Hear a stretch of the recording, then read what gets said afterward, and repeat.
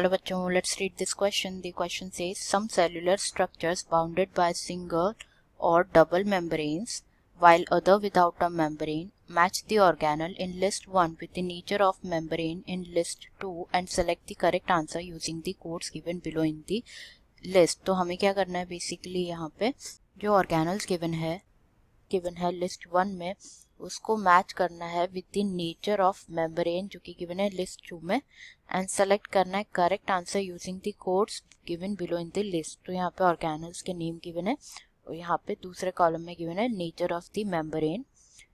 तो correctly match करना है देन सेलेक्ट करना है करेक्ट ऑप्शन. जैसे ए में गिवन है कि A with first, B with fourth, C with third and D with second. B में गिवन है A with third, B with first, C with second, D with fourth. C में given है A with third, B with second, C with first, D with fourth. And D में given है A with second, B with fourth, C with first and D with third. तो सबसे पहले बात करेंगे यहाँ पे की कॉन्सेप्ट की. तो जो की कॉन्सेप्ट इस क्वेश्चन में यूज किया गया है दैट इज सेल ऑर्गेनल्स. तो जो सेल ऑर्गेनल्स ही क्या होते हैं, जितने भी सेलुलर कंपोनेंट्स होते हैं inside the cell, cellular components inside the cell, उन्हें क्या कहा जाता है, सेल ऑर्गेनल्स कहा जाता है. जैसे फॉर एग्जांपल राइबोसोम्स हो गया, लाइसोसोम्स, माइटोकॉन्ड्रिया एटसेट्रा. एंड ये जो ऑर्गेनल्स होते हैं ये इंक्लूड करते हैं बोथ मेम्ब्रेन बाउंड भी होते हैं और नॉन मेम्ब्रेन बाउंड ऑर्गेनल्स भी होते हैं जो कि प्रेजेंट होते हैं within the cell and perform करते हैं like they are different in structure and different function perform करते हैं. तो अब यहाँ पे जो है हम वन बाय वन जो लिस्ट 1 में गिवन है सारे देख लेते हैं. फर्स्ट में गिवन है माइटोकॉन्ड्रिया.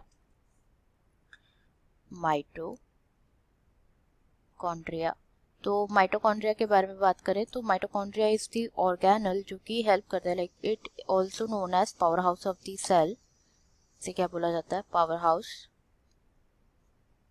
ऑफ दी सेल, क्योंकि the energy is produced through it, energy produce होती है.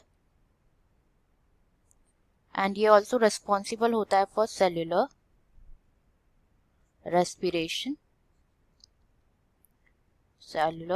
रेस्पिरेशन के लिए भी रेस्पॉन्सिबल होता है.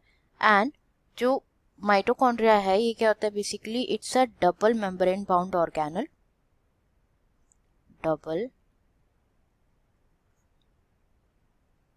मेम्ब्रेन बाउंड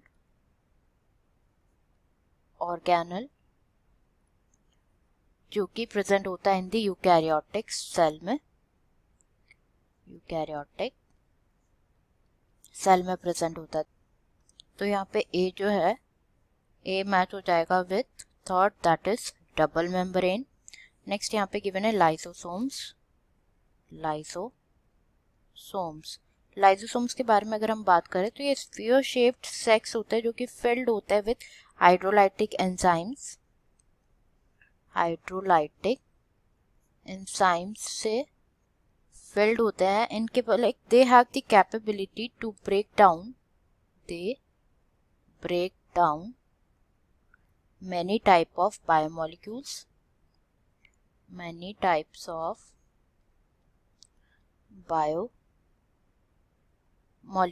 एंड जो लाइसोसोम है ये क्या होते हैं, बेसिकली ये मेम्ब्रेन बाउंड ऑर्गेनल्स होते हैं, सिंगल मेम्ब्रेन बाउंड ऑर्गेनल होते हैं, सिंगल मेम्ब्रेन बाउंड होते हैं. एंड जो लाइसोसोम है इन्हें और क्या बोला जाता है, these are also known as suicidal bags of the cell. तो यहाँ पे जो बी है वो मैच हो जाएगा with second that is single membrane. Next यहाँ पे बात करें अबाउट राइबोसोम्स. तो राइबोसोम्स जो होते हैं ये नॉन मेम्ब्रेन बाउंड ऑर्गेनल होते हैं, नॉन मेम्ब्रेन बाउंड ऑर्गेनल होते हैं जो कि प्रेजेंट होते हैं इन बोथ यूकैरियोटिक सेल में भी प्रेजेंट होते हैं और प्रोकैरियोटिक सेल में भी प्रेजेंट होते हैं. तो जो प्रोकैरियोटिक राइबोसोम्स होते हैं 70S type of ribosomes present होते हैं, वाइल यूकैरियोटिक राइबोसोम 80S। तो जो राइबोसोम्स होते हैं इनकी दो सब यूनिट्स होती है, एक लार्जर होती है और एक स्मॉलर होती है। लार्जर होती है और स्मॉलर होती है। तो 80S जो यूकैरियोटिक राइबोसोम है उसकी जो लार्जर सब यूनिट है दैट इज 60S एंड जो स्मॉलर है that is 40S, while 70S की जो लार्जर सब यूनिट है that is 50S and smaller is 30S। And ribosomes जो होते हैं इनका मेन फंक्शन होता है क्या? The main function of ribosome is protein synthesis. Protein synthesis. तो यहाँ पे राइबोसोम्स जो है दैट इज सी मैच हो जाएगा विथ फर्स्ट, ये क्या होते हैं? नॉन मेम्ब्रेन बाउंड ऑर्गेनल्स होते हैं। लास्ट में गिवन है न्यूक्लियस। न्यूक्लियस, तो न्यूक्लियस जो होता है बहुत इंपॉर्टेंट स्ट्रक्चर होता है सेल का। एंड ये क्या कंटेन करते हैं? बेसिकली ये जेनेटिक मटेरियल कंटेन करता है that is DNA. Genetic material contain करते हैं दैट इज डीएनए। अब अगर हम बात करें about the nature like nucleus जो होता है, न्यूक्लियस में मेम्ब्रेन के रिगार्डिंग, तो जो न्यूक्लियस है ये डबल मेम्ब्रेन बाउंड ऑर्गेनल होता है। इट्स अ डबल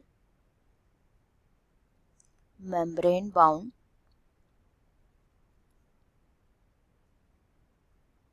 organelle जो कि like it has pores and has nuclear pores with pore।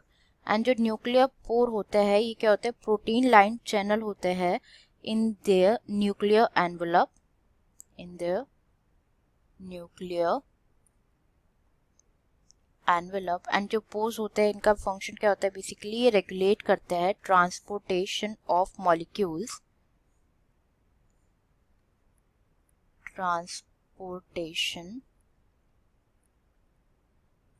Of molecules को रेगुलेट करते हैं between the nucleus and the cytoplasm. Between nucleus and cytoplasm. तो ये क्या होते हैं? Basically nucleus are double membrane bound organelle जो कि विथ न्यूक्लियर पोर। तो यहाँ पे जो लास्ट है दैट इज डी, वो मैच हो जाएगा, न्यूक्लियस मैच हो जाएगा विथ 4। तो अब ये हम देख लेते हैं सीक्वेंस किसमें गिवन है कोर्स। ए विथ थर्ड, तो यहाँ पे फर्स्ट में तो गिवन है फर्स्ट के साथ मैच हो रहा है इसलिए इनकरेक्ट हो जाएगा। ए थर्ड, बट यहाँ पे बी को फर्स्ट के साथ मैच किया, बी मैच विथ सेकंड, तो ये भी इनकरेक्ट हो जाएगा option. A with third, B with second, C with first and D with fourth, तो ये बिल्कुल करेक्ट ऑप्शन है हमारा एज पर जैसे कि हमने डिस्कस किया। एंड लास्ट ऑप्शन इनकरेक्ट हो जाएगा एज यहाँ पे ए को मैच किया हुआ है विथ सेकंड। तो करेक्ट आंसर यहाँ पे हो जाएगा क्या? Answer will be option C. Answer will be option C. I hope you understood it well. Best of luck.